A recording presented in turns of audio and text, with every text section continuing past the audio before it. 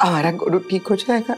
हाँ अश्विनी, तुम्हारे प्यार और आस्था ने उसे मौत के मुंह से बाहर निकाला है। तुम्हारे प्यार से और हम सबकी देखभाल से वो बिल्कुल ठीक हो जाएगा। हम सब ने मिलकर उसे, खासतौर पर मैंने उसे बहुत बुरा भला कहा। पता नहीं वो अब हमें माफ करेगा भी या नहीं। ऐसे क्यों कह रही हो? ये हमारा बेटा है वो। माना कि हमने उसके साथ बहुत गलत किया है, लेकिन वो समझ जाएगा कि हमने ऐसा क्यों किया। हालात ही ऐसे हो गए थे कि हो गया जो नहीं होना चाहिए था, लेकिन वो सब भुला देगा। काश ऐसा हो। बापा की कृपा से विराट के सर से खतरा टल गया। अब जैसे कुछ दिनों में विराट डिस्चार्ज होकर घर लौटेगा, हम उसके लिए एक पूजा रखेंगे, महाभोज रखेंगे। पूरे 21 पंडितों को खाना खिलाएंगे हम। और विराट की पूजा के लिए प्रसाद मैं अपने हाथों से बनाऊंगी। और मैं है ना वीरू के लिए भजन गाऊंगी, लेकिन मुझे तो भजन ही नहीं आता है। कोई बात नहीं दीदी, मैं भजन सिखा दूंगी। Thank you. और तुझे कौन सिखाएगा? काय वही। अश्विनी, तू कुछ बोल नहीं रही? सिस्टर, हम अंदर जाके विराट दादा से मिल सकते हैं क्या? लेकिन पेशेंट को अभी अभी होश आया है, प्लीज उन्हें स्ट्रेस मत दीजिएगा।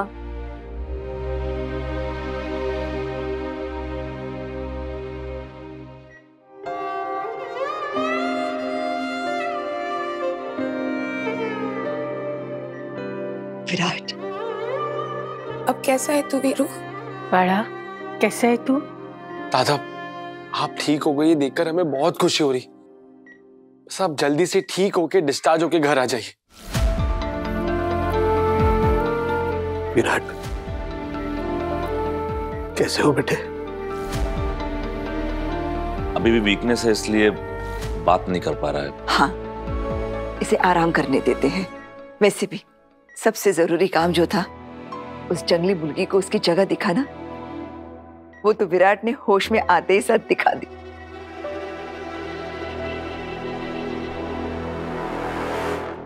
बोलती बंद कर दी उसकी। एकदम सही सवाल पूछा, कौन हो तुम, यहाँ क्या कर रही हो? मस्त मस्त, एकदम मुद्दे की बात। बिल्कुल अपने काका साहेब, स्वर्गीय नागेश चौहान की तरह। बेटा, मैंने हमेशा तुझमें तेरे काका साहेब की झलक देखी है, और आज तो तूने साबित कर दिया। तुझे अपनों और परायों के बीच का फर्क पता चल गया। पराये होते ही ऐसे हैं, जहर से भी ज्यादा जहरीले होते हैं। बनते अपने हैं लेकिन होते नहीं हैं। ये सही की तरह हम सब हैं तेरा परिवार। परिवार? किस परिवार की बात कर रही हैं? वो परिवार जिसने मुझे अपनाने से इनकार कर दिया।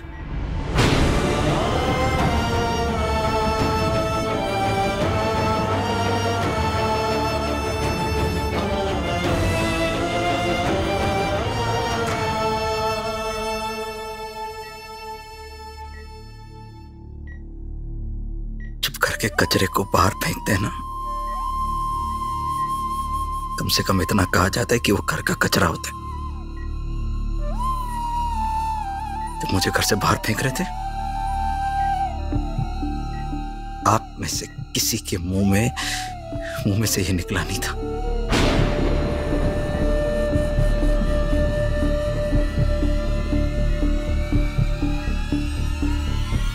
लेकिन विराट, उस बवाल में मैं तेरे साथ खड़ी थी। मैंने तुझसे कहा कि श्रुति को छोड़कर आ जा, कोई तुझे कुछ नहीं कहेगा। तो तू जानता है ना बेटा, तू मेरे आंख का तारा है जो अब टूट चुका है। आपने अपने आंख के तारे को आंख का कंकड़ समझने में वक्त नहीं लगाया। आपको मुझ में काका साहब की झलक दिखती है, अच्छी बात है, लेकिन उनके बुरे वक्त में अब उनके साथ खड़ी थी, उनका साथ दे रही थी, लेकिन जब मेरा बुरा वक्त आया अब पीछे हट गई।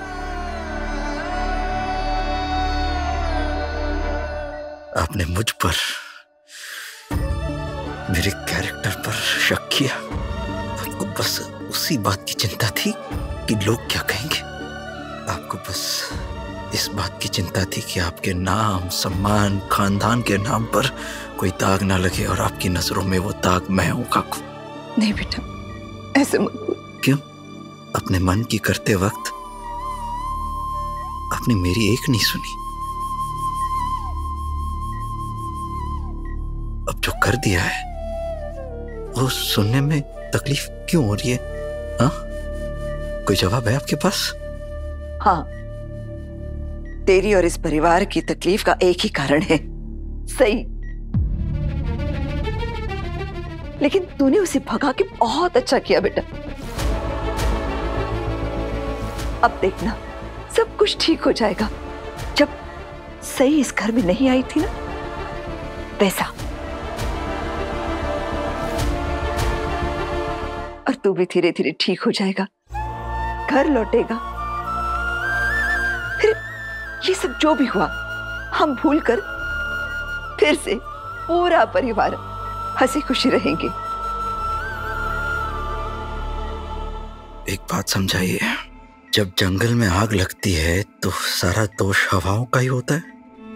उस सूखी घास में से भरोसे की नमी निकल गई, उसका क्या? हाँ काकू, हरी घास में कभी आग नहीं लगती है। अगर आपको मुझ पर, आपकी परवरिश पर भरोसा होता तो आप किसी को भी मुझे घर से निकालने नहीं देती। बेटा, सही के हमारे घर में आने से पहले हम सबको तुझ पर बहुत भरोसा था। मैं तो आंख बंद करके तुझ पर भरोसा करती थी ना, लेकिन उस सही ने हमारे दिमाग पे तेरे खिलाफ जहर भर दिया और हमारा भरोसा टूटा। अच्छा, मतलब बचपन से लेके आज तक जो भरोसा कमाया वो एक लड़की के 3-4 कई बातों से खत्म हो गया। गुड, सही है बेटा। दूध के पतीले में जब नींबू की एक बूंद भी गिरती है ना, तो दूध फट जाता है। खून की बात हो रही है यहाँ पर काकू, खून की।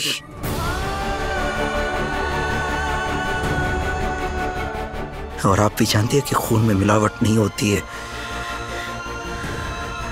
और आपने अपने ही खून पर शक किया, अपने खून पर।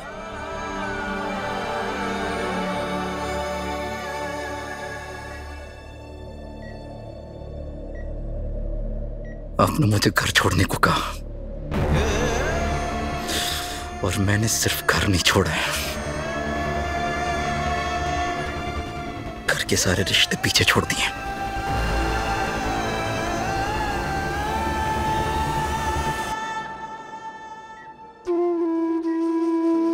और तू, आज तुझे तेरे अपने इस भाई की बहुत फिक्र हो रही है। उस दिन क्या हुआ था, याद है ना? क्या कहा था तूने? अब मेरे बारे में सोचना छोड़ दिया है और तू सिर्फ और सिर्फ सही के बारे में सोचेगा। शिवा, तू जीवा और शिवा का रिश्ता तो बहुत पहले खत्म कर दिया था तूने। गले मिलने से गला दबाने पर उतर आया था तू। दबाना गला, दूर क्यों खड़ा है? दबा।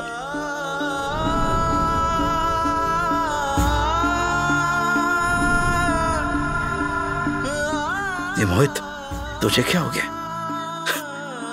तूने आते वक्त मुझे गलत नाम से पुकारा। मेरा दादा कहा तूने?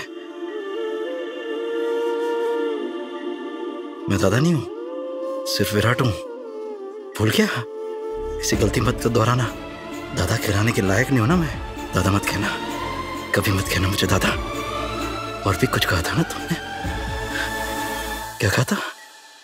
हाँ, मैं तो इतना कमजोर इंसान हूं कि मुझ में खुद की गलती मानने की हिम्मत नहीं है ना?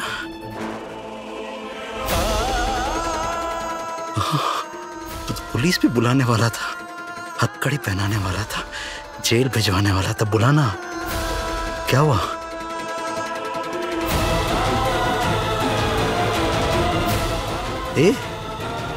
इधर देख, नीचे क्यों देख रहा है? जो हद पार करनी पड़ जाए मैं करूंगा, लेकिन पुलिस स्टेशन लेकर जाऊंगा, ये मेरा वादा है। और आप काकू, अब तो मेरी शक्ल भी नहीं देखना चाहती थी। यहाँ तक कि आपको मेरा दुख दर्द कुछ नहीं दिखाई दे रहा था। और अगर मैं गलत नहीं हूं तो आप ही ने मुझे घर से दफा होने को कहा था ना, है ना? तो अपनी इस तकलीफ, अपने दुख को लेकर इस घर से दफा हो जा। तू इस घर में रहने के लायक नहीं रहा।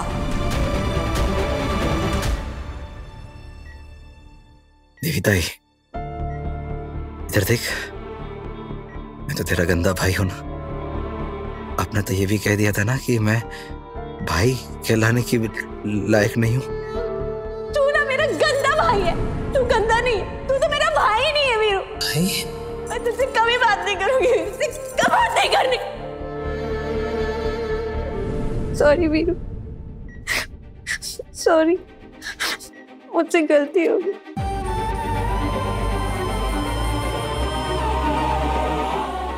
सॉरी ना, प्लीज मुझे माफ कर दे वीरू। मैं तेरी ताई हूं ना, प्लीज मुझे माफ कर दे वीरू, प्लीज वीरू।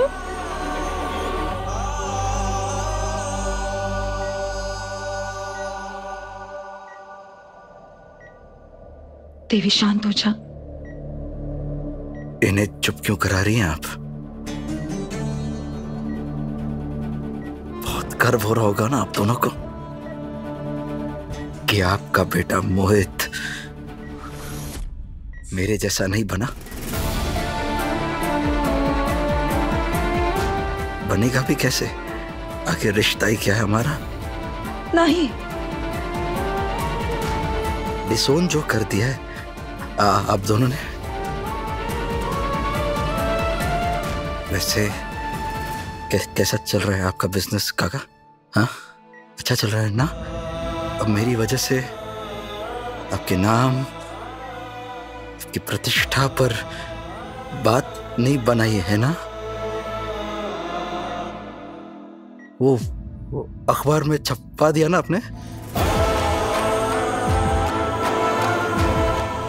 जवान खानदान का विराट जवान से सॉरी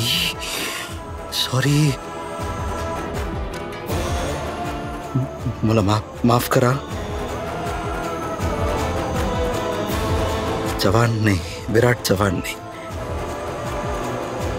सिर्फ विराट, ओनली विराट। आपने छपवा दिया ना कि जवान खानदान का विराट से कोई लेना देना नहीं है। छपवा दिया ना आपने काका? अरे छपवा दिए तो शक्ल क्यों इतनी उतरी हुई है? आप सबकी इच्छाएं पूरी हो गई है। खुशियां मनाइए, पार्टी मनाई।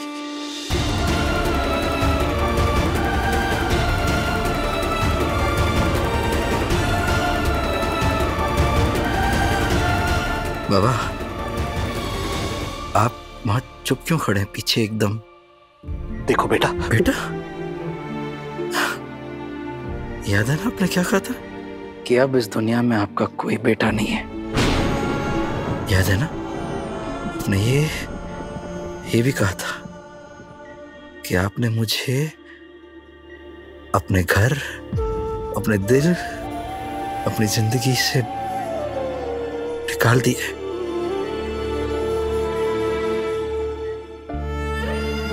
ये भी कहा था आपने कि आपका अंतिम संस्कार ना किया जाए। मैं मर चुका हूं आपके लिए।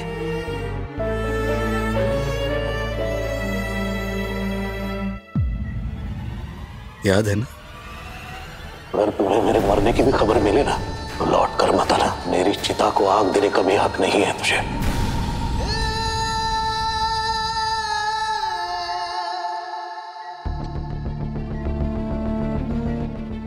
बस बस बहुत हो गया। जब यहां खड़े किसी भी शख्स को मुझ पर भरोसा था ही नहीं, तो अब इतनी फिक्र क्यों हो रही है?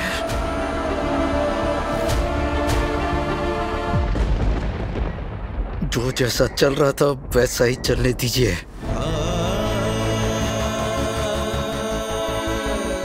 ये बात मैं आप सबसे कह रहा हूं, मुझे आप में से किसी से बात नहीं करनी है। प्लीज मुझे अकेला छोड़ दीजिए। इतना तो आप कर सकते हैं ना? अकेला छोड़ना बखूबी आता है ना आप सबको।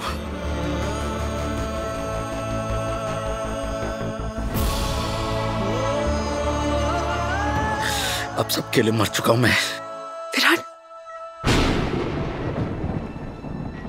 मुर्दे जिंदा नहीं हुआ करते।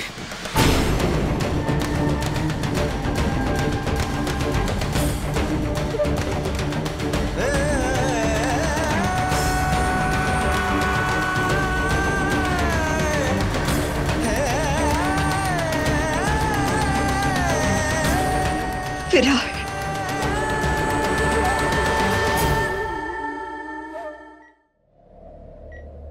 विराट, खून के रिश्ते इतने कमजोर थोड़ी ना होते जो सिर्फ बोलने से टूट जाएं। देख, मैं सबकी तरफ से तुझसे माफी मांगता हूं। देख, मैं तुझसे उम्र में भी बड़ा हूं और रिश्ते में भी। फिर भी हाथ जोड़ के तुझसे माफी मांग रहा हूं।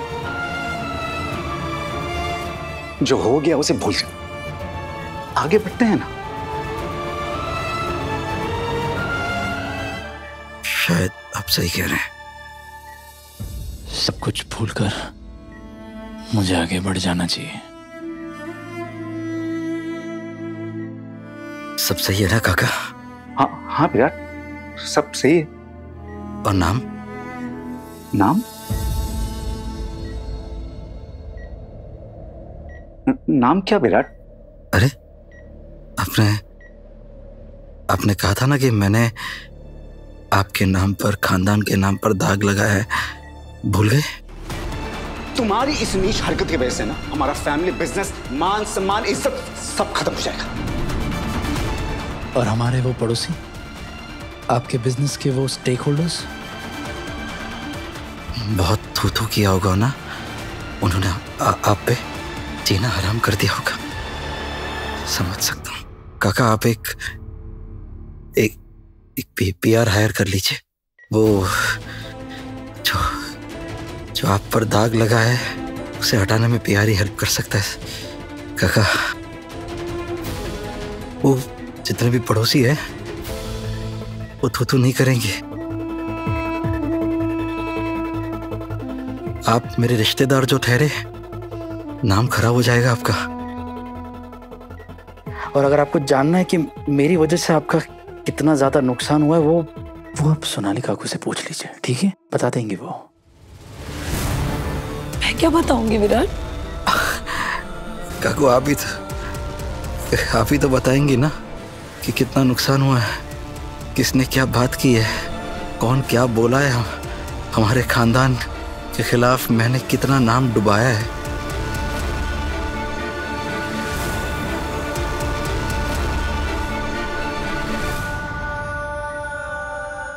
मुझे ऐसा लग रहा है मेरे मुंह पर एक जोरदार चांटा लगा दिया है, एक और बार जलील कर दिया है। आप सब लोग प्लीज मेहरबानी करके यहाँ से चले जाइए। मैं नहीं चाहता कि कोई भी मेरे आसपास रहे, कोई भी नहीं।